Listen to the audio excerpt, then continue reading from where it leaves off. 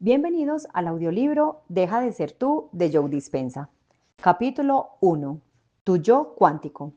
En el pasado, los físicos dividieron el mundo en materia y pensamiento y más tarde en materia y energía. Cada uno de estos pares se consideraba totalmente distinto el uno del otro, pero no lo son. Esta dualidad mente-materia conformó nuestra visión del mundo según la cual la realidad estaba básicamente predeterminada y podíamos hacer muy poco para cambiar las cosas con nuestras acciones y menos aún con nuestros pensamientos.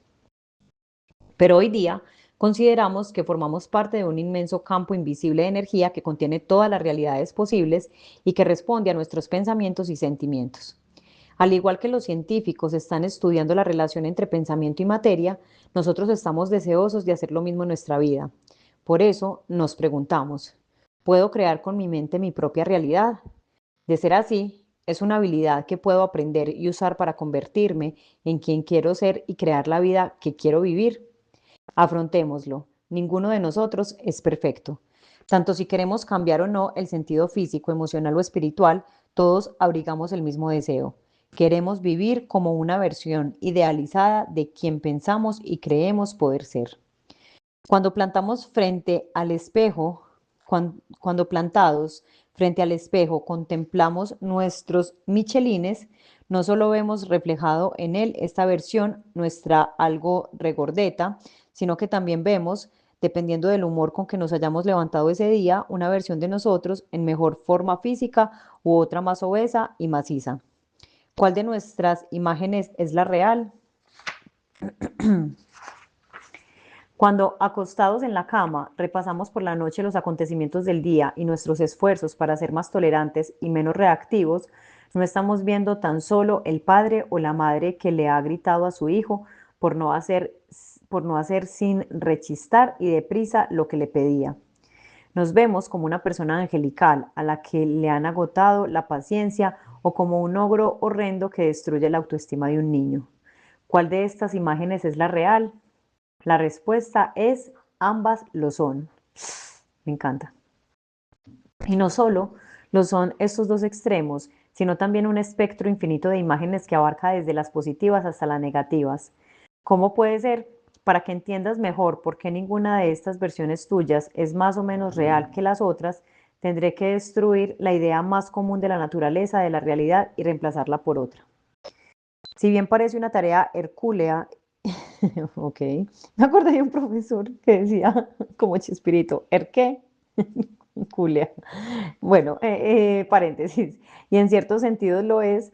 También sé que este libro seguramente te ha atraído porque no has conseguido hacer ningún cambio físico, emocional o espiritual en tu vida que haya sido duradero. No has logrado ser la persona que deseabas. Y tu fracaso tiene más que ver con tus ideas de por qué tu vida es como es que con cualquier otra cosa, como por ejemplo la falta de voluntad, de tiempo, de valoración o imaginación. Para poder cambiar, debes modificar la imagen que tienes de ti y del mundo, para abrirte a nuevos conocimientos y experiencias. Esto es lo que la lectura de este libro hará por ti. Tus fallos del pasado vienen de un error. No te has comprometido a vivir asumiendo la verdad de que tus pensamientos tienen consecuencias tan importantes que crean tu propia realidad. Todos podemos crear nuestro propio destino. Todos cosechamos los beneficios de nuestros esfuerzos constructivos. No tenemos por qué conformarnos con nuestra realidad actual. Podemos crear otra nueva cuando queramos. Todos tenemos esta capacidad, porque para bien o para mal, nuestros pensamientos influyen en nuestra vida. Estoy seguro de que ya lo habías oído antes, pero me pregunto si la mayoría de nosotros hacemos nuestra esta afirmación, ya que si aceptáramos realmente que lo que pensamos crea unos efectos tangibles en nuestra vida, no permitiríamos que que nos viniera a la cabeza ningún pensamiento negativo y nos fijaríamos en aquello que queremos, en lugar de estar siempre obsesionados con nuestros problemas. Piensa en ello. Si supieras que este principio es cierto, ¿acaso dejarías pasar un solo día sin crear el destino que deseas? Repito, piensa en ello. Si supieras que este principio es cierto, ¿acaso dejarías pasar un solo día sin crear el destino que deseas? Y es que, o sea, esto me encanta porque en mi experiencia de vida, yo siento que de verdad yo empecé a como a tener más como ganas por vivir cuando descubrí como que realmente aquí había sido llamada o cuáles son como todas esas cosas, como ese equipaje de dones y talentos con los que vine al mundo que Dios me dio para aportarle a la humanidad, con mi misión, con mi propósito. Y dos, cuando me di cuenta que en realidad yo podía crear eso.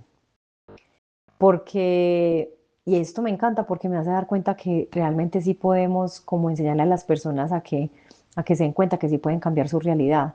No solamente soñar con qué pasaría así, sino hacer y trabajar para que eso pase. Súper. Para cambiar tu vida, cambia tus ideas sobre la naturaleza de la realidad. Espero que este libro cambie tu idea de cómo funciona el mundo, te convenza de que eres más poderoso de lo que crees y te inspire a demostrar que lo que piensas y crees ejerce un profundo efecto en el mundo que te rodea. Hasta que no veas tu realidad actual de otro modo, cualquier cambio que hagas en tu vida será superficial y efímero. Si deseas obtener los resultados deseados de forma duradera, debes cambiar tu idea de por qué ocurren las cosas. Para lograrlo, tendrás que abrirte a una nueva interpretación de lo que es real y cierto. Para ayudarte a adquirir esta mentalidad nueva y empezar a crear la vida que deseas, hablaré un poco de cosmología, el estudio de la estructura y la dinámica del universo. Pero no te asuste, echaremos una ojeada al tema de la naturaleza de la realidad y cómo algunas de las ideas que teníamos sobre ella han ido evolucionando hasta llegar a la que es nuestra visión actual. Es necesario para que pueda explicarte, entre paréntesis, con brevedad y claridad, cómo es posible que tus pensamientos moldeen tu destino.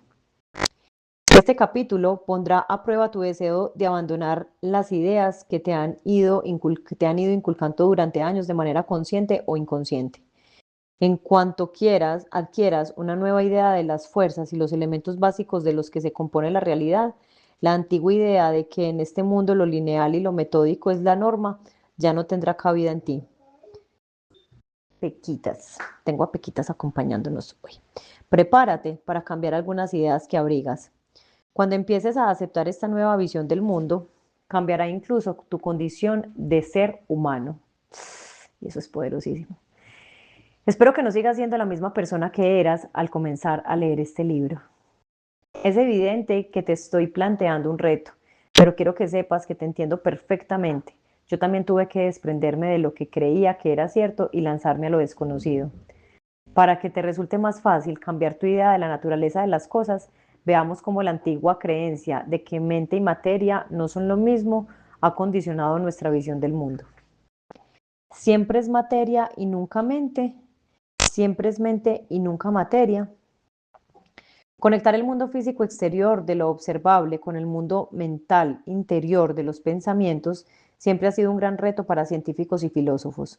Muchos seguimos creyendo, incluso hoy día, que la mente tiene efectos muy pequeños o imperceptibles en el mundo de la materia, aunque coincidimos seguramente en que el mundo de la materia crea consecuencias que nos afectan mentalmente. Dudamos de que la mente pueda producir cualquier cambio físico que afecte a los aspectos sólidos de nuestra vida. Mente y materia parecen dos cosas distintas, es decir, a no ser que cambiemos nuestra comprensión de cómo lo físico y lo sólido coexisten. Este cambio ya se ha producido y para ver de dónde surgió no es necesario retroceder demasiado en el tiempo. Desde la época que los historiadores consideran como los tiempos modernos, la humanidad ha creído que la naturaleza del universo era ordenada y por lo tanto previsible y explicable. Veamos, por ejemplo, a René Descartes, matemático y filósofo del siglo XVII que creó muchos conceptos que en la actualidad siguen siendo muy importantes para las matemáticas y otros campos. Al menos eso creo. ¿Te suena de algo, pienso luego existo? Pero que, sin embargo, lanzó una teoría que nos ha hecho en realidad más mal que bien. Descartes fue el defensor del modelo mecanicista del universo, la idea de que el universo está regido por leyes previsibles. En lo que respecta al pensamiento humano, Descartes se enfrentó con un auténtico reto. La mente humana poseía demasiadas variables como para encajar en alguna ley física. Al no poder unir su conocimiento del mundo físico con el de la mente, aunque tuviera que tener ambos en cuenta, Descartes recurrió a un ingenioso juego mental, un juego de palabras. Dijo que como la mente no estaba sujeta a las leyes del mundo físico objetivo, estaba fuera del alcance de la investigación científica. El estudio de la materia era competencia de la ciencia, la materia y no la mente. En cambio, la mente, al ser el instrumento de Dios, era a la religión a la que competía estudiarla, la mente y no la materia. Terrible, o sea, desde ahí ya separados. Descartes inició un sistema de creencias que imponía una dualidad entre los conceptos de mente y materia. Durante siglos, esta división se consideró un conocimiento aceptado de la naturaleza de la realidad. Los experimentos y las teorías de Isaac Newton ayudaron a perpetuar las ideas cartesianas. El matemático y científico inglés no solo consolidó el concepto del universo como una máquina, sino que creó una serie de leyes que afirmaban que los seres humanos podían determinar, calcular y predecir con precisión las formas ordenadas con las que el mundo físico funcionaba. Según el modelo físico newtoniano clásico, entre comillas, todo se consideraba sólido. Por ejemplo, la energía se interpreta como una fuerza que movía los objetos o cambiaba el estado físico de la materia. Pero como verás, la energía es mucho más que una fuerza exterior ejercida sobre la materia. La energía es el entramado mismo de lo material y responde a la mente. Por extensión, la labor científica de Descartes y Newton estableció un modo de pensar según el cual la realidad estaba gobernada por principios mecanicistas. La humanidad apenas podía influir en los resultados. Toda la realidad estaba predeterminada. Dada esta visión, no es extraño que los seres humanos empezaran a dudar sobre la idea de que sus acciones importaran y ni se plantearan que sus pensamientos fueran importantes o que el libre albedrío desempeñara un papel en el universo. ¿Acaso muchos de nosotros no seguimos suponiendo, de manera consciente o inconsciente, que los seres humanos somos a menudo poco más que víctimas? Como estas apreciadas ideas de Descartes y Newton prevalecieron durante siglos, fue necesario un pensamiento revolucionario para contrarrestarlas. Einstein no solo se, Einstein, dos puntos, no solo se agitan las aguas, sino también el universo. Cerca de 200 años después de Newton, Albert Einstein creó su famosa ecuación E igual a mc al cuadrado. Ay, Dios mío. Ya, como que la física acá me hizo cortocircuito en la cabeza. Ya nos van a decir qué es. Pues me imagino que es energía igual a masa por, ay, no sé, al cuadrado. Ya lo van a explicar. Que evidenció que la energía y la materia están tan inextricablemente, nunca había escuchado esa palabra, inextricablemente ligadas que son lo mismo. Repito, que evidenció que la energía y la materia están tan inextricablemente ligadas que son lo mismo. Su labor científica demostró que la materia y la energía son totalmente intercambiables. Esta teoría contradecía el pensamiento de Newton y Descartes y marcaba el comienzo de una nueva comprensión del funcionamiento del universo. Einstein no destruyó nuestra antigua idea de la naturaleza de la realidad, pero socavó sus fundamentos, con lo que algunas de las estrechas y rígidas formas de pensar acabaron desmoronándose. Sus teorías desencadenaron una investigación sobre la extraña conducta de la luz. Los científicos observaron que la luz algunas veces se comportaba como una onda, cuando por ejemplo doblaba una esquina, y otras como una partícula. ¿Cómo era posible que la luz fuera onda y partícula a la vez?